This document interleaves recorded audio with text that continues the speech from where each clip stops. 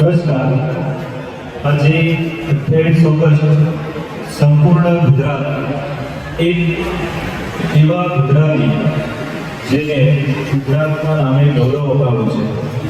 સાહિત્યની અંદર સુરા છે, જેમના ગીતો સાંભળી બાળકોની અંદર શૌર્ય પેદા થાય છે. સૌરાષ્ટ્રની ધરતીનો એવું કહેવાય કે મણિધર કહી શકાય એવા ઝવેરચંદ મેઘાણીની 125મી વર્ષગાંઠ જેને આપણે ઉજવી રહ્યા છીએ. Good morning. સૌરાષ્ટ્રની રસતા આ શબ્દ સાંભળતા જ આપણા મનમાં એક પ્રકારનું ચિત્ર ઊભું થાય છે કે સફેદ પાઘડી પહેરેલા ભરાવતા ચહેરો દેખાતો હોય છે. સફેદ ગોદડી પહેરેલા ગીરના નિસ્તે વળતા અને પ્રભાવશાળી વ્યક્તિત્વ ધરાવતા એવા એક વ્યક્તિની છબી આપણા મનમાં કદાડાય છે. અને હા મિત્રો, એ જ એટલે ઝવેરચંદ મેઘાણી. મિત્રો, કસોબાના રંગના ગાયક અને મહાત્મા ગાંધી કે જેઓ તેમને રાષ્ટ્રીય શાયરનું બિરુદ આપ્યું હતું, એવા ઝવેરચંદ કાલિદાસ મેઘાણી વિશે હું તમને આજે થોડી માહિતી આપવા માંગુ છું અને તેમના જીવન વિશે કહેવા માંગુ છું. ઝવેરચંદ મેઘાણીનો જન્મ 28 ઓગસ્ટ 1896 સુરેન્દ્રનગર જિલ્લાના ચોટીલા ગામે થયો હતો. માતાનું નામ ગોરીબાઈ અને પિતાનું નામ કાલિદાસ મેઘાણી હતું. કાલિદાસ મેઘાણી એટલે કે તેમના પિતા પોલીસ હતા અને પોલીસની નોકરીમાં વારંવાર તેમને એક જગ્યાએથી બીજી જગ્યાએ બદલી થતી રહેતી, જેના કારણે ઝવેરચંદ મેઘાણી અને તેમના પરિવાર લોકોને ગુજરાતના અલગ અલગ ગામડાઓમાં રહેવું પડ્યું હતું. ઝવેરચંદ મેઘાણીએ સંસ્કૃત વિષયમાં BA પૂર્ણ કરી ત્યારબાદ એક કારખાનામાં તેઓ સેવામાં જોડાયા હતા અને તે વખતે તેમને બંગાળી ભાષા પણ શીખ્યા હતા. પરંતુ અચાનક જ તેમને પોતાની મા ભૂમિની સેવા કરવાનો ઉત્સાહ થયો. તેમને એવું યાદ આવ્યું કે મારે ગુજરાતી ભાષાને ગૌરવ અપાવવું છે અને ગુજરાતી ભાષાને કંઈક કરવું છે. તેનું મહત્વ અપાવવા માટે તેઓ સૌરાષ્ટ્રમાં આવીને વસે. સૌરાષ્ટ્રની લોકકલાઓ, લોક સાહિત્યો, ઘરે માર્ગે બધી બેસીને તેમણે તેનું ચિંતન કર્યું અને સૌરાષ્ટ્રના લોકોને તેની જે અનુભૂતિ હોય તેઓ રૂબરૂ કરાવતા. એવું કહેવાય છે કે સૌરાષ્ટ્રની અંદર જ્યારે તેઓ ગીતો ગાતા તો લોકો રડી પડતા, એવી તેમની કાવ્ય અનુભૂતિ હતી. તેમના પ્રકાશકોમાં આપણે જોઈએ તો સુરત પૌરઠિયા, ત્યારબાદ સૌરાષ્ટ્રની રસદાર, તુલસી ક્યારો, વેરશાળ, કંકાવતી, યુગવંદના વગેરે તેમના ઉલ્લેખનીય પ્રકાશનો હતા. તેમજ સિંધુડો, કોઈકના નોગવાકા, આવા જે અલગ જે પ્રકારના કાવ્યો હોય તે તેમણે પોતાના જીવન દરમિયાન લખ્યા હતા. સ્ત્રી શક્તિને ઉજાગર કરતી ચાણક્યને આપણે કેવી રીતે ભૂલી શકીએ, જેમાં 14 વર્ષની બાળા હીરબાળા સિંહને ભગાડ્યો હતો. આવું ઉત્તમ સ્ત્રી શક્તિને ઉજાગર કરતું કાવ્ય તેમણે લખ્યું હતું. અને ગાંધીજી જ્યારે ગોળમેજી પરિષદમાં ગયા હતા ત્યારે તેમને ઉદ્દેશીને લખેલું કાવ્ય છેલ્લો કટોરો એ ગુજરાતી સાહિત્યમાં ખૂબ જ આગવું સ્થાન ધરાવે છે. તેમણે ગાંધીજીને સંબોધીને ખૂબ જ સરસ વાક્યો લખ્યા હતા, જેમ એમણે કહ્યું હતું, ઘનઘોર વનની વાતને અજવાળતો બાપુ, ઘનઘોર વનને અજવાળતો બાપુ, વિકરાળ કેસરિયાને પંપાળતો બાપુ, ચાલ્યો જજે તુજ ભૂમિઓ ભગવાન છે બાપુ, ચાલ્યો જજે તુજ ભૂમિઓ ભગવાન છે બાપુ, છેલ્લો કટોરો જેલનો પીવા જજે બાપુ. આવું સુંદર મજાનું કાવ્ય તેમણે ગાંધીજીને ઉદ્દેશીને લખ્યું હતું. ઝવેરચંદ મેઘાણી ચારણો તથા ચોકીઓ વચ્ચે બેસીને લોક સાહિત્ય એકઠું કર્યું હતું. તેમણે ગુજરાતી સાહિત્ય સંમેલનના પ્રમુખ પદે રહીને તેનું સ્થાન શોભાવ્યું હતું અને ગુજરાતી સાહિત્ય સભાએ તેમને પ્રથમ રણજીતરામ સુવર્ણ ચંદ્રક પર એનાયત કર્યો હતો. તો આવા ગૌરવશાળી વ્યક્તિને આપણે કેવી રીતે ભૂલી શકીએ. આમ ઝવેરચંદ મેઘાણી એક કવિ, નવલકથાકાર, વાર્તાકાર, લોકરચયિતાના સંશોધક, સંપાદક, વિવેચક અને અનુવાદક હતા. આવી આગવી શૈલી ધરાવતા ઝવેરચંદ મેઘાણીનું અવસાન 9 માર્ચ 1947ના રોજ બોટાદમાં થયું હતું. પણ તેમને લખેલું સાહિત્ય આજે પણ લોકોના હૈયા પર રાજ કરે છે. સુરેશ દલાલે ઝવેરચંદ મેઘાણી વિશે ખૂબ જ સરસ લખ્યું હતું. તેમને લખ્યું હતું, કુમારીથી જજુમતી હોય જોવી ગુર્જરી વાણી, કુમારીથી જજુમતી હોય જોવી ગુર્જરી વાણી, કસુંબી રંગનો એક જ કવિ છે માત્ર મેઘાણી. કસુંબી રંગનો એક જ કવિ છે માત્ર મેઘાણી. તો આવા મહાન કવિ, સાહિત્યકાર અને સાહિત્ય સર્જક ઝવેરચંદ કાલિદાસ મેઘાણીને મારા મોટી મોટી વંદન. અસ્તુ.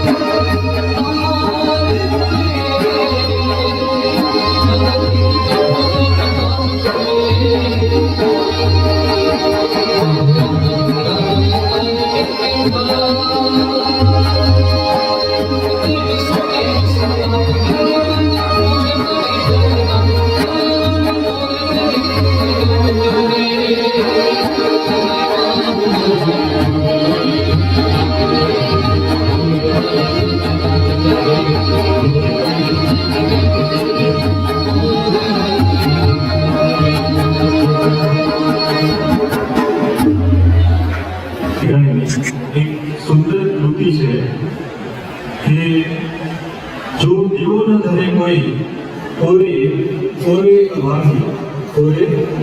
અભાવી દીવો ન ધરે કોઈ જ્યારે ઘનઘોર તુફાની રાતે 12મા સેપને જોઈ ત્યારે આભની બીજે તું સળગી જઈ સૌને દીવો એકલો થાને રે તારી હાક સુણી જો કોઈ ના આવે તો તું એકલો જાને રે આ સુંદર કવિતા ઝવેરચંદ મેઘાણી દ્વારા રચાઈ છે. હવે આપણી શાળાના આચાર્ય સાહેબ કહે છે સંપૂર્ણ કાર્યક્રમ જે આપણે આજે જોયો છે એ સંદર્ભે આપણને ઉદ્બોધન કરશે.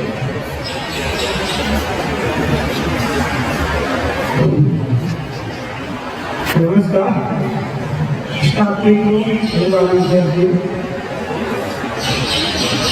તમે સૌ જાણો છો કે આ વર્ષે આપણા રાષ્ટ્રીય શાયર ઝવેરચંદ મેઘાણીની 125મી જન્મજયંતિ છે. આપણી શાળામાં આપણે અભ્યાસની સાથે સાથે વિવિધ વિષયાભ્યાસી પ્રવૃત્તિઓ ઉજવીએ છીએ, પર્વો પણ ઉજવીએ છીએ. તો એ જ પ્રમાણે આ વર્ષે આપણે આખા વર્ષ દરમિયાન ઝવેરચંદ મેઘાણીની 125મી જન્મજયંતિની ઉજવણી નિમિત્તે આ વર્ષ આપણે જાહેર કરીએ છીએ.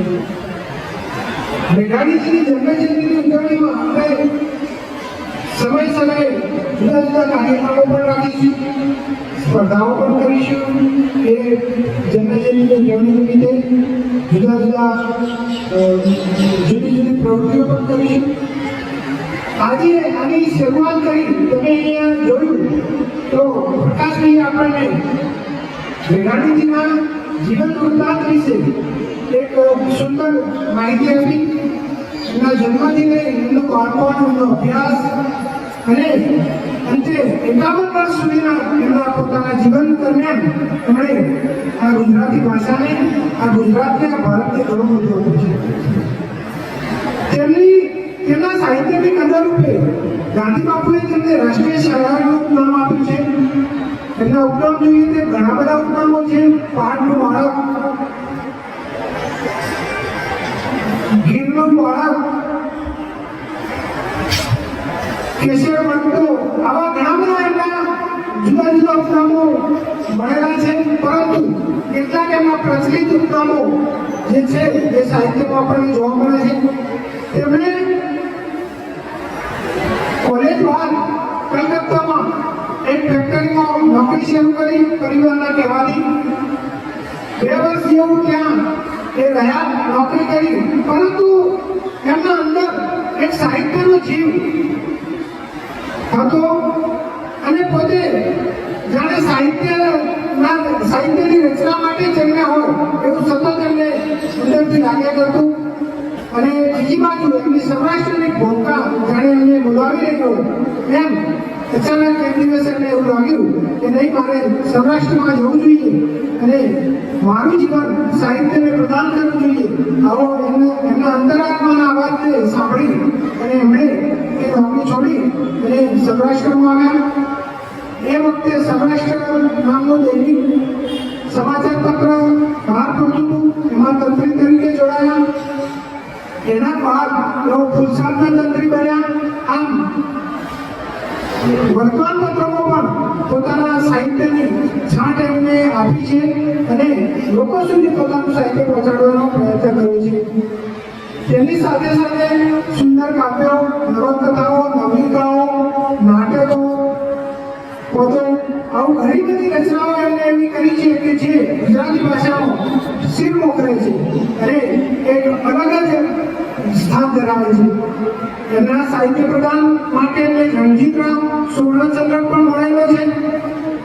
એમણે ગાંધીજી માટે જ્યારે આઝાદીની લડત માટે ગાંધીજી અંગ્રેજોની પાસે ઇંગ્લેન્ડમાં ગોળ ત્યારે અગાઉથી એવું ભાષી ગયું હતું કે આ ગોળકોટ ઇમેજી પરિષદમાં ગાંધીજી જશે, પરંતુ ત્યાં અંગ્રેજો ગાંધીજીની વાત માનશે નહીં અને ભારતને આઝાદી આપશે નહીં. એટલે ગાંધીજી પોતે ત્યાં જવા માટે એમનું મન નહોતું અને થોડા મનથી ભેગા હતા, મૂંઝવણમાં હતા કે મારે શું કરવું શું ન કરવું. એ સમયે મેઘાણીજીએ ગાંધીજીને સંબોધીને એમની ગોળમેજી પરિષદના પ્રવાસ માટે ખાસ ઉલ્લેખીને એક સુંદર કાવ્ય રજૂ કર્યું કે છેલ્લો કંટોળો એનું નામ છે કે હે બાપુ, તમે આખું જીવન આટલો બધો ઝેર પીધું છે અને આ છેલ્લો કંટોળો ઝેરનો તમે પી જજો બાપુ. સાગર પીનારા તમે આ અંજલિનો ડોળજો બાપુ. કારણ કે ગાંધીજી આખા જીવન દરમિયાન જે દુઃખ અને કષ્ટ ભારત દેશની આઝાદી માટે સહન કર્યું એ આ સામાન્ય ઝેર કરતા આ ગોળમેજી પરિષદની મીટિંગની ઝેર કરતા ઘણું બધું હતું. એ એક મોટો સાગર, ઝેરનો સાગર પી ગયા હોય એવું હતું. એની સામે આ એક નાનકડી ગોળમેજી પરિષદની બેઠકમાં જવું એ એક સામાન્ય અંજલિ સમાન હતું. તો એમને સંબોધીને આ કાવ્ય એમણે લખ્યું અને એ કાવ્યની ગાંધીજી ઉપર અસર એવું કહેવા માંગતા હતા કે બાપુ તમે નહીં જાઓ તો ત્યાં ભારતના લોકો અથવા તો ભારતનું પ્રતિનિધિત્વ કરનાર કોઈ મજબૂત માણસ નથી અને આ લોકો ડરપોક છે એવું સાબિત થશે અને તમારી માઇન્ડસેટમાં કંઈક ખામી છે એવું સાબિત થશે. માટે તમે જરૂરથી જાઓ, ભલે પરિણામ જે પણ આવે. અને આમ કહી એમને આ કાવ્ય એમના માટે લખ્યું.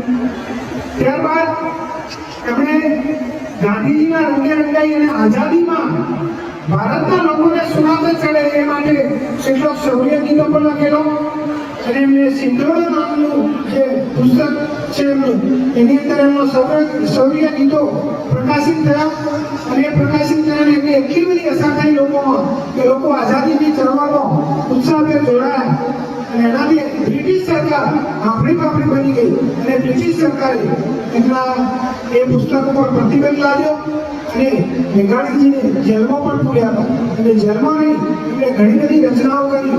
સૌરાષ્ટ્રની રચના ભાગ 1 થી 5, પછી 16 થી 12 એ સિવાય નવલકથાઓ, નવલિકાઓ અને ખાસ એમની ચારણ કન્યા કવિતા કે જે આપણે બધા ભણી ગયેલા છીએ. ગોળમેજી ચંદ્રાટ કરે, પછી કસુંબીનો રંગ જે હમણાં જ આપણે સાંભળ્યું, આ બધી એમની સુંદર રચનાઓ હતી. તો આજે આપણે આ મેઘાણીજીને યાદ કરી, એમના સાહિત્યને યાદ કરી, એમના સાહિત્યને માણી આપણે મેઘાણીજીની જન્મજયંતિ ઉજવી અને હવે પછી પણ આ નિમિત્તે આપણે અનેક કાર્યક્રમો યોજીશું અને આ બધામાં આપ સૌએ ભાગ લીધો. સુંદર ગીતો રજૂ કર્યા શિક્ષકોએ, એ બદલ સૌનો આભાર માનું છું. અસ્તુ. ઝવેરચંદ મેઘાણીની જન્મજયંતિ જ્યારે ઉજવી રહ્યા છે તેમાં સહભાગી આચાર્ય સાહેબશ્રી, શિક્ષક મિત્રો, બાળ મિત્રો, સંગીતો અને સર્વે જાણે જ્યાં સહભાગી થયા છે એ સર્વનો દેહીબા રકમ કાકોટિયા પ્રાથમિક શાળા તરફથી ખૂબ આભાર છે. આભાર.